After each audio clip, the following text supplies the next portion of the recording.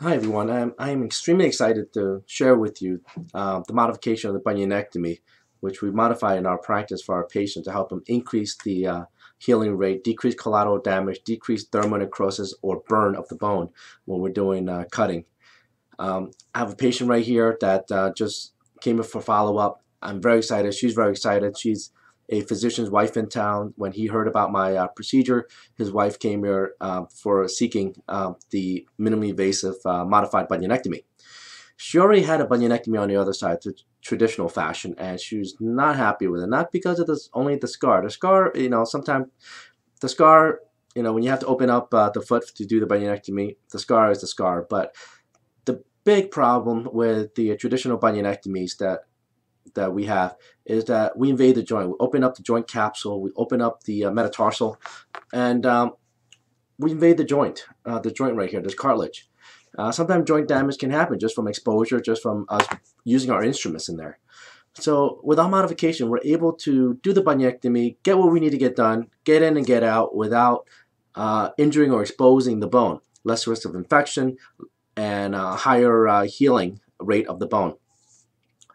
One of the big reasons why modified bunionectomy works significantly for our patients because we don't have the collateral damage, all the soft tissue envelope that usually holds the metatarsal head together. This is the metatarsal head we're talking about. This is a normal bone, but a bunion, this will be straight outside. This will be curved out for the bunion. So this is the metatarsal head. We're able to make the cut straight across with a small 5 to 6 millimeter incision, use a small little cut, and then we finish off with a chisel and hammer. The reason why I finish off with a chisel and hammer is because we decrease the amount of inflammation and we decrease the amount of damage to the cells because the cells do die at a certain temperature. When you use the saw to cut too much, you're going to get some bone absorption, you're going to get some bone bleeding, you're going to get slower healing rate. So our patients heal very well, and then this patient also has a Taylor's bunion, the bunion on the other side. I'll show you the x-rays later. Let's go ahead, let's interview the patient and see what she thinks. She's ecstatic, as am I.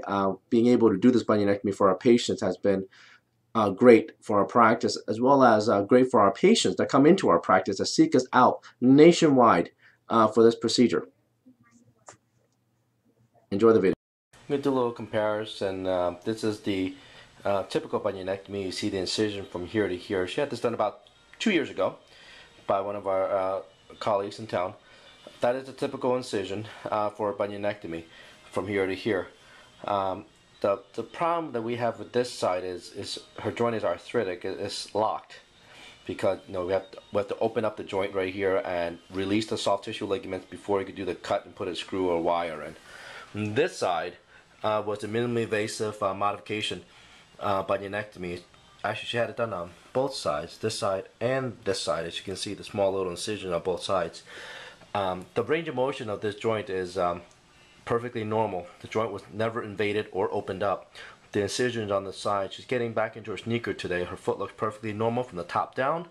There's no bunion, and those are her incisions. That's probably her own little scratch right here. I'm not responsible for that one. No. So how was your recovery from this? Great. Great. Versus this one?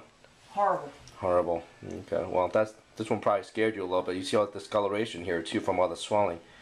Discoloration from the previous surgery. While this side, we don't have much discoloration here except for her own This was one of the easiest surgery recoveries I've ever had. 24 surgeries.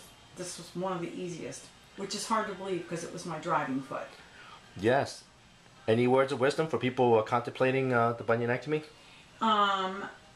Dr. Lamb was fabulous. I threatened him and said, "You better deliver," and he said, "I will," and he did. I walked out of the hospital on my own 2 feet, and I was driving 5 days later with the foot that was operated on. It was a wonderful, wonderful recovery. I can't say enough good things. And your husband's a physician in town too. He's very happy with your results, no? Yes, he is. He was so impressed with how minimal the swelling was, how quickly I recovered, and he actually looked at all of it and said it was very impressive. So good. Well, I'm happy you're doing well. You're back in sneakers today, and you just received your orthotics today. and one day we'll have to revise this one for you. So give you a little break from the surgery realm, and we'll come back and revisit this side, and we'll see what we can do to bring some life back into this joint. Yes. Well, thank you. Thank you. This is the patient's actual x-ray. This is before the surgery. You can see the bunion and the bunionette. Bunion meaning big toe joint, the bunionette being on the side, or called Taylor's bunion. This is right after the correction. As you can see, the bone has been shifted over both sides. The metatarsal head has been shifted over and a pin been put in place for stabilization. This is what the patient walks out with. She's able to walk on her feet immediately, as she said, with a surgical shoe, and then she walked in a boot. This is how she looks about 8 weeks post-op.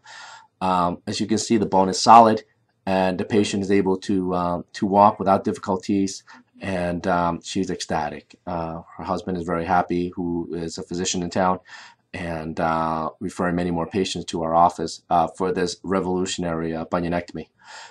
Thank you for joining us in regards to this bunionectomy. I know there's a lot of information out there. The benefits of the lamb modification, you can see here. It is awesome. I'm very excited about this. For a consultation, please give us a call and visit our website and visit our blogs and Facebook page.